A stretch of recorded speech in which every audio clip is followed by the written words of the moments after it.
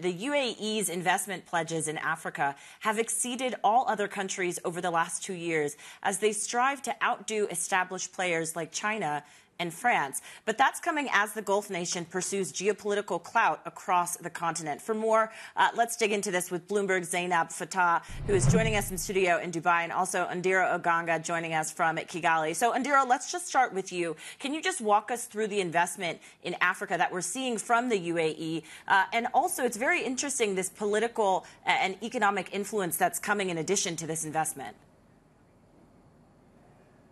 Jen, let's begin from the most recent event where the UAE swooped in to literally save Egypt that was on the brink of collapse, injecting $35 billion in that economy. And to contextualize that money, it's 11 times what Egypt was seeking from the IMF, and it represents 7% of UAE's annual economic output. And the UAE says that should a similar situation arise in a different African country, they're willing to come in and help. And we've seen them do this in Ethiopia and Sudan, and they've also signed investment treaties since 2019 with countries like Zambia, Zimbabwe, and DRC. Very interesting that you mentioned politics, because we saw them back Ethiopia's Prime Minister Abiy Ahmed when the country was fighting Tigrayan rebels, and the UN is also saying that the UAE is involved in Sudan with RSF, an allegation that they deny. In terms of investment, we're seeing UAE-based companies look at developing countries in Africa where the economy is rapidly growing, infrastructure expanding. This strokes an energy demand. These countries include Kenya, South Africa, Egypt, and Morocco,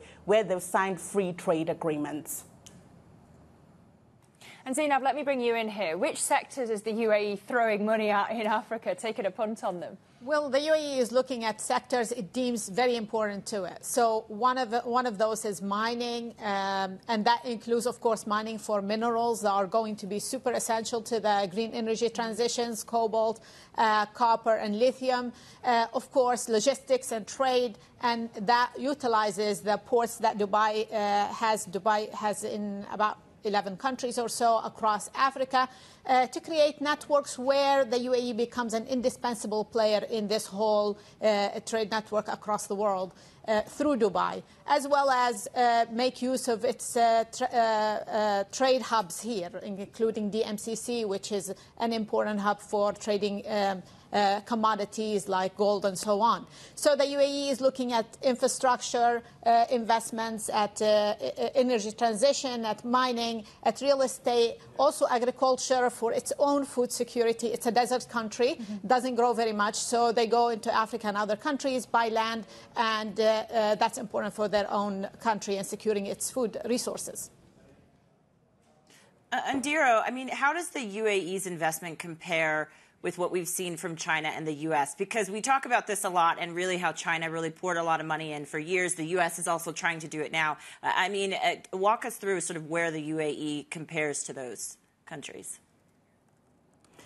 That's a good question, because just to pick up from where Zainab left, if you look at the areas of interest for UAE in Africa, they're capital-intensive areas, and that explains why they top the FDI ranking chart. In 2022, they pledged nearly $55 billion, and this went into putting them ahead of China 20 times and also ahead of America nearly 7 times. In 2023, this investment fell to about $44 billion, but still twice what China did. And like you mentioned, China is easing its investment on the continent because of late they are marred with bad debt. And Angola and Ethiopia are leading that pack. So we are seeing China pivot from previous infrastructure projects. They're looking at green energy, lending to countries that are not heavily indebted to them. America is also dipping their toe in investing in Africa. They're going the infrastructure route, with the Lobito Corridor being their flagship project in Zambia.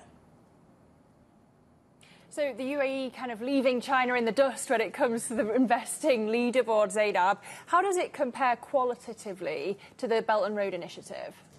In many ways, the UAE is kind of playing to its own tune. It's in this sense, they have come up with a plan around 2019 to create these special free trade accords with certain countries that they selected, including Turkey and Indonesia, but also a lot of countries in Africa, where they feel like their location, their proximity will give them an advantage and enable their own sectors also to advance and develop.